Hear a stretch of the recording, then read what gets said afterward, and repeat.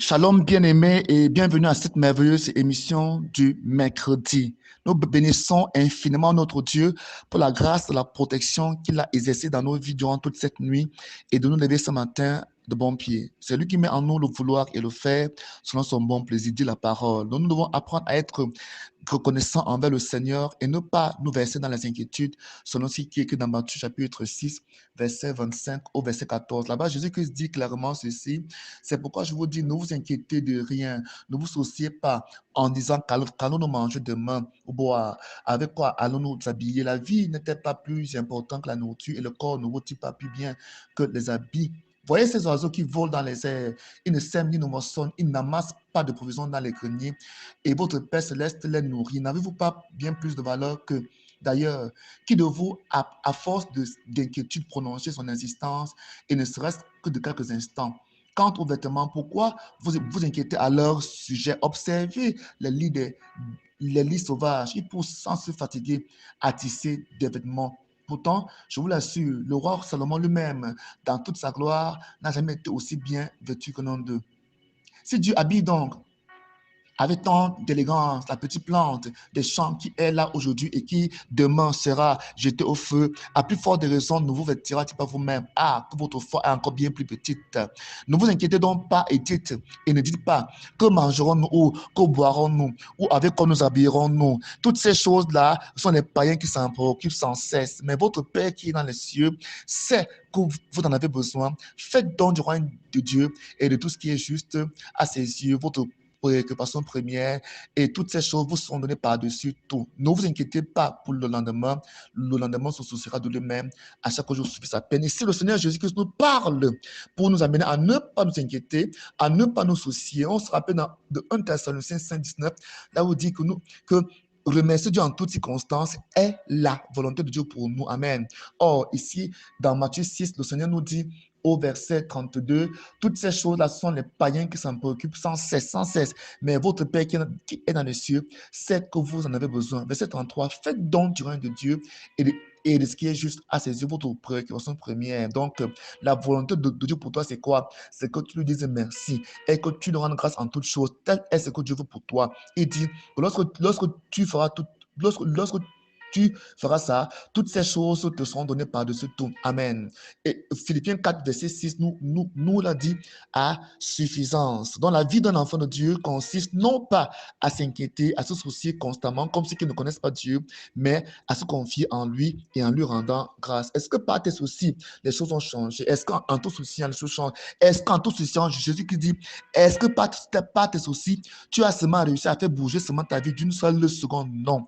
Est-ce que par tes soucis, la maladie était partie? Non. Est-ce que par tes inquiétudes, tes peines, n'est-ce pas, tes lamentations, est-ce que le problème a changé? Non. Alors, changeons d'attitude et testons les actions de grâce.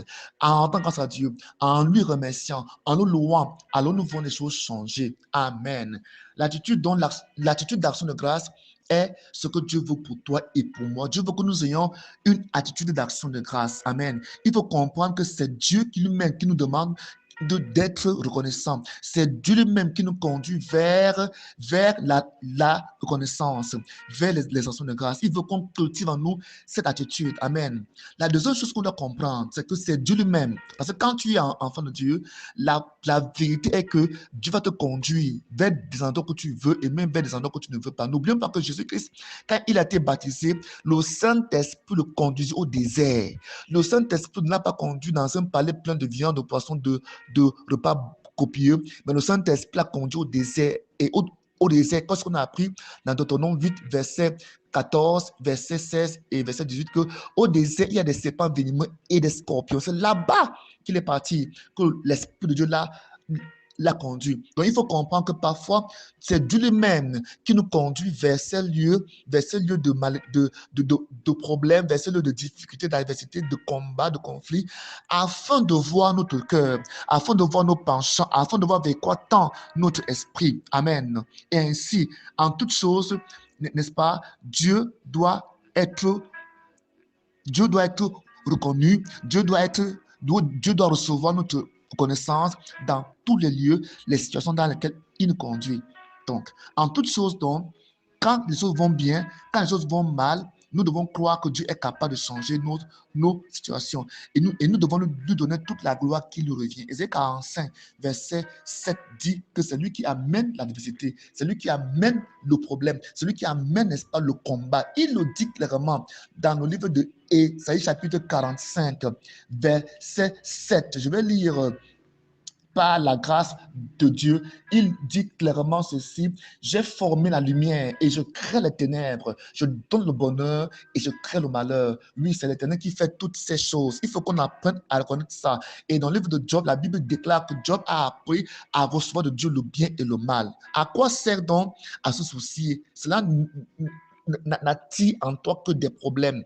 Lorsque tu te soucies, les maladies, les démons, les problèmes, le trouble viennent en toi. Cela ne change pas ta situation. Plutôt, ça éloigne la grâce de ta vie, ça éloigne la paix de ta vie, ça t'éloigne de la joie et ça te maintient dans une attitude de tristesse et de peur. Alors Dieu veut ce matin que tu le rendes grâce. Dieu veut ce matin que tu apprennes à lui dire merci, que tu apprennes à lui dire merci. N'oubliez pas Deutéronome 18, verset 16. Il le dit clairement. Il dit dans le désert, il t'a encore nourri. Dans le désert, il t'a nourri. Verset 14, il dit, prends garde de céder à l'orgueil. Amen. Amen. Il dit, c'est moi qui te conduis afin de te faire connaître la pauvreté, te mettre à l'épreuve. C'est ce que Dieu veut.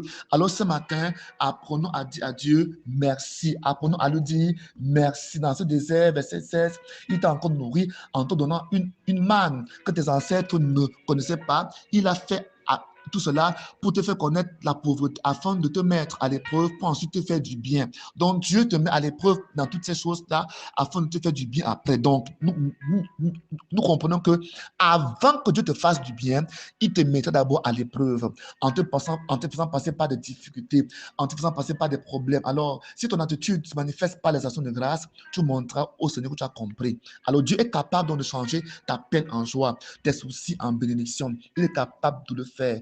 Toute chose, toute circonstance désagréable ou agréable émane de lui. Rendons-lui grâce en toutes choses. Rendons-lui grâce pour ce jour. Rendons-lui grâce pour ce projet. Peut-être il t'a préservé du pire en te permettant, en acceptant que tu fasses un accident. Il t'a préservé du pire en permettant que tu aies une panne très grave de voiture afin que tu arrives très en retard à ce rendez-vous. Il a permis toutes ces choses-là. Peut-être qu'il a permis que ta femme avorte. Peut-être qu'il a permis ces grossesses extra-utérines. C'était pour te préserver de quelque chose de pire. Dieu est vivant. Il est le maître des circonstances, le maître des temps. Quand tu échoues, bénis Dieu. Quand tu as faim, bénis Dieu. Quand tu es malade, bénis Dieu. Quand tu es rejeté, bénis le Seigneur. Loue le Seigneur. Bien plus même quand tout va mal, quand tout va bien. Alors que le Seigneur te bénisse et te donne la force ce matin d'apprendre à lui rendre grâce quand tout va mal et à lui dire merci quand tout va bien. Soyez bénis dans le nom puissant de Jésus-Christ de Nazareth. Soyez bénis puissamment. Père, nous bénissons ce peuple. Nous te rendons grâce pour leur vie au nom de Jésus-Christ. Seigneur, j'ai prie pour les malades, que ton esprit, oh de Dieu, l'esprit de guérison, l'esprit de Dieu, Seigneur, par les bénisse, les guérisse complètement au nom de Jésus-Christ de Nazareth. Père, nous chassons toute forme de maladie, toute forme toute, toute, toute forme d'infection, d'affliction dans leur corps, au nom puissant de Jésus-Christ de Nazareth. Père, bénis soit ton Saint-Nom pour la guérison. Merci, Père, parce que tu les restaures. Merci, Père, au nom de Jésus-Christ. Amen. Mon nom, c'est l'apôtre Bethlehem Bled. Mon contact est le plus 237 699 97 82 47. Soyez bénis au nom de Jésus-Christ. Shalom.